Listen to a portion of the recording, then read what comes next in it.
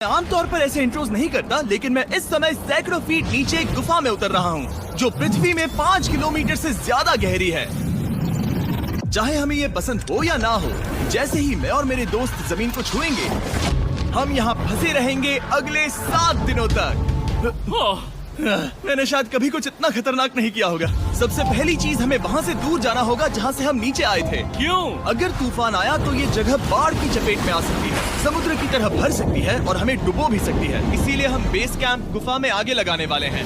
ये काफी अजीब है। यहाँ की दुनिया तो अलग है दोस्त। इस गुफा की एंट्रेंस भले ही सुंदर है, लेकिन दिखावट पर नहीं जाना चाहिए। हम सब ये जानते नहीं थे, लेकिन अगले 7 दिन हमारी जिंदगी का सबसे मुश्किल समय होने वाला था।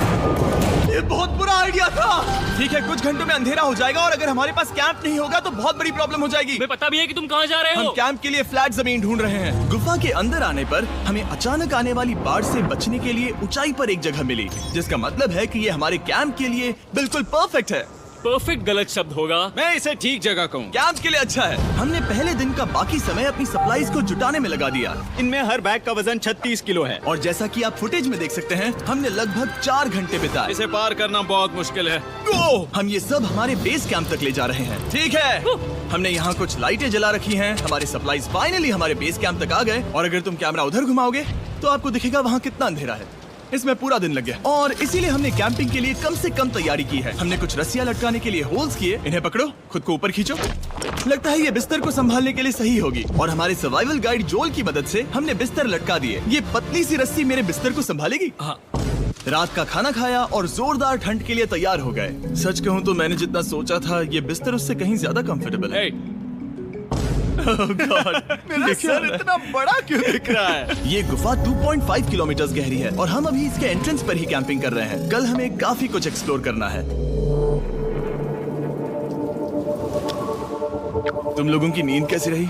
बुरी तरह। मैं नहीं सोया। बहुत ही उलझन भरा माहौल है। गुफा के ऊपर से लगातार पानी टपक रहा है। हमने अपने ऊपर एक टार्प डाला, लेकिन फिर भी पानी हमारे बिस्तरों में आ रहा है। मैं एक आइडिया दूं? चलो अपने कैंप को और बेहतर बनाते हैं। हमें इन टार्प्स को जोड़ देना चाहिए ताकि यहाँ सोते वक्त हम सूखे रहें। बहुत अच्छा आइडिया है। मैं सिर्फ एक यूट्यूबर नहीं हूँ, ठीक है?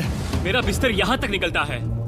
क्या ये कोई मजाक है? मैं अभी अपने बिस्तर से निकला था यार। और हमें उस समय समझ नहीं आया, लेकिन ये गड्ढा लगभग 40 फीट गहरा है। तो जब शॉन और मैंने सुपर टॉप पर काम करना शुरू किया, मैक और कार्ल ये देखने गए कि ये गड्ढा कितना खतरनाक है। वहाँ ऊपर मेरा बिस्तर देख सकते हो? मैं वही सोया था। अब ये देखो। क्योंकि यहाँ सब कुछ एक जैसा दिखता है और गुफा में हमें ट्रैक करना शायद काफी मुश्किल होगा, इसीलिए इस मैप पर आप देख सकते हैं कि हमारा बेस कहाँ है और वो कितनी दूर जा रहे हैं। ठीक है, मैं कल हो ना हो।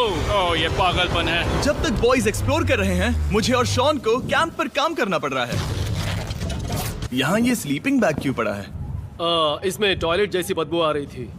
लेसन नंबर 1, किराए के स्लीपिंग बैग्स मत लेना। हमने स्लीपिंग बैग्स किराए मुझे पर भी क्यों नहीं लिए? पता, हमने नहीं ये पता। स्लीपिंग बैग्स खरीदे क्यों नहीं? हम टॉप्स को जोड़कर एक बड़ा टॉप बना रहे हैं। मेरी जिंदगी अब बस इस रस्सी के सहारे है। और इस बीच मैक और कार्ल अब भी गड्ढे में थे। Oh my God Mac. और आखिरकार वो कुछ समय बाद नीचे पहुंच गए। हमें इस वक्त कैंप पर काम करना चाहिए। हम बस ये दिखाना चाहते थे कि कैंप कितना खतरनाक है। बस गिर मत जाना, वरना मैं नहीं निकालूंगा। ओके। हालांकि उन्हें वापस आ जाना चाहिए था। कार्ल और मैक ये देखना चाहते थे कि वो कितनी गहराई तक जा सकते हैं। ब्रो, ये सच में पागलपन है। तुम्हें लगता है तुम ये नदी पार कर पाओगे? लेकिन इन दोनों को नहीं पता था कि ये नदी पूरे गुफा में फैली हुई है, जिसका मतलब है कि हमें इसमें कुछ समय बिताना पड़ेगा। लो आ गए। हाय। कह दो कि खाना बन चुका है। हाँ, बन चुका है। सही कहा।